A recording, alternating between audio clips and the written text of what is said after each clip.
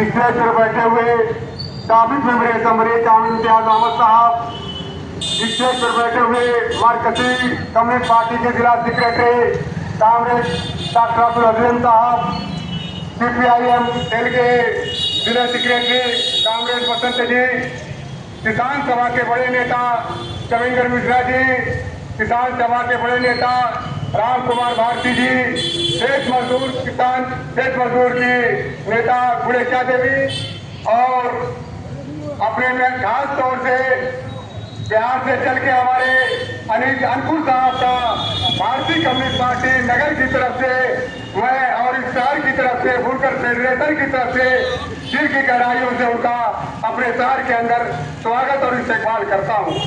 उम्मीद है कि आप लोगों का तालियों से जोरदार स्वागत करेंगे। अनिल अंकुर को लाल सलाम, अनिल अंकुर को लाल सलाम। मौलाना अब्दुल बाकी अमर रहे, मौलाना अब्दुल बाकी अमर रहे।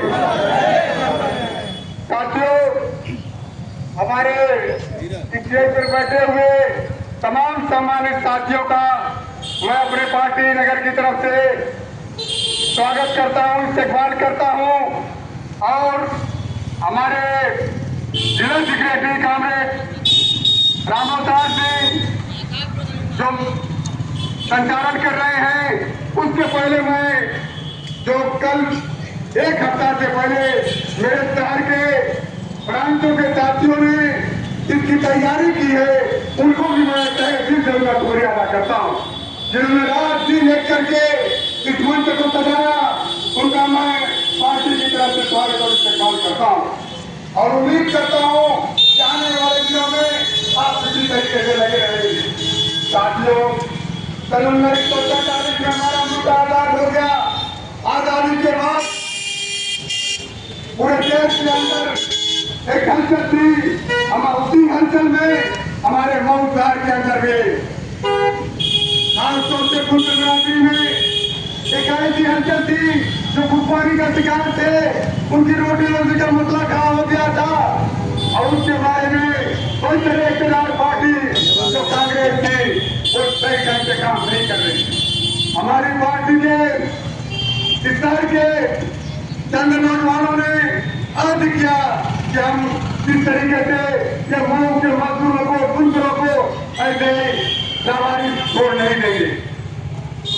मुझे जब उनको पढ़ने का मौका मिला, किताब का मैंने मुताला किया, तारीख को मैंने जब मुताला किया तो मुझे लगा कि 22 दिसंबर सन 1950 में हमारे पार्टी के नौजवानों ने जब मऊ कस्बा था, इस कस्बे के अंदर रघुनाथपुरा एक मोहल्ला कामरे के पास मरहूम के टूटे हुए घर में वहाँ काली रात में बिजली का इंतजाम नहीं था, लोग अपने लिहाज बोल के सोए थे, लेकिन मेरे कम्युनिस्ट पार्टी के लोगों ने उसमें वहाँ मीटिंग ली और शपथ किया और शपथ लिया कि यहाँ पर बुजुर्गों के मसाइल को कम्युनिस्ट पार्टी आगे लड़ाई लड़ेगी। इस तरीके से एक तंजीम बनी सन 1950 के बाद, ये तारीख सन 1951 में चली गई। मौलाना अब्दुल बाकी साहब देवबंद से फारिग होके मऊ शहर के अंदर आ गए थे। मऊ शहर के अंदर वो एक लाइब्रेरी चला रहे थे। मेरे पार्टी के लोगों ने, ऊपर की कमेटियों ने कहा कि मौलाना अब्दुल बाकी से हम लोग मिलिए। मौलाना अब्दुल बाकी से मिलने के बाद इस शहर की रूपरेखा हिंदुस्तानी कम्युनिस्ट पार्टी की क्यादत में बदल गई और बुजुर्गों की रहनुमाई के लिए लगातार लड़ाई करते रहे।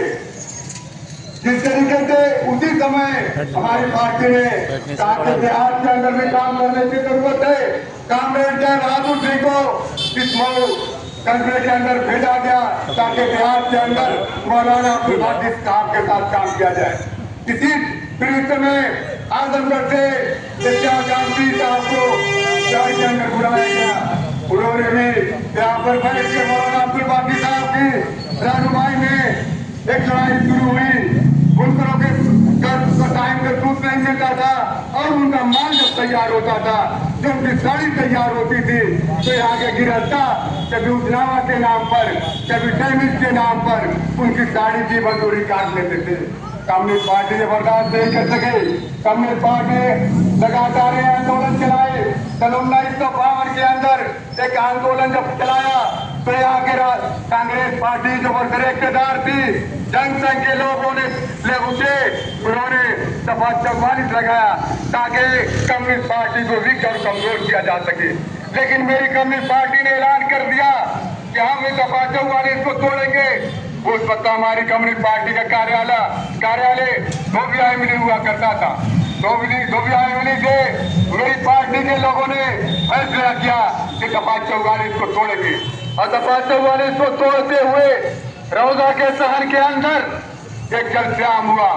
एक शानदार जलश्याम की क़यादत के बाद रात में 12 बजे मेरे कम्युनिस्ट पार्टी के नेताओं की 70 आदमी की अरेस्टिंग हो गई। लेकिन उसके बावजूद भी हमारा हौसला पस्त नहीं हुआ।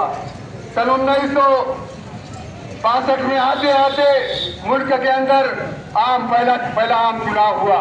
उस पहले आम चुनाव के अंदर हमारी शिकस्त जरूर हुई असेंबली और पार्लियामेंट के अंदर, लेकिन एक पैगाम पूरे देहात के अंदर गया। चाहे बहादुरगंज हो, गाजीपुर हो, मुबारकपुर हो, बिलखरा रोड हो, बलिया हो और आपके ये मुबारकपुर से लिए जितना इलाका था आजमगढ़ तक कम्युनिस्ट पार्टी लाखों की तादाद में बढ़ने लगी। इनको तस्वीर होने लगी।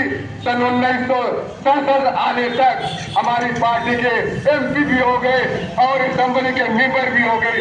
ये कम्युनिस्ट पार्टी की इतिहास है।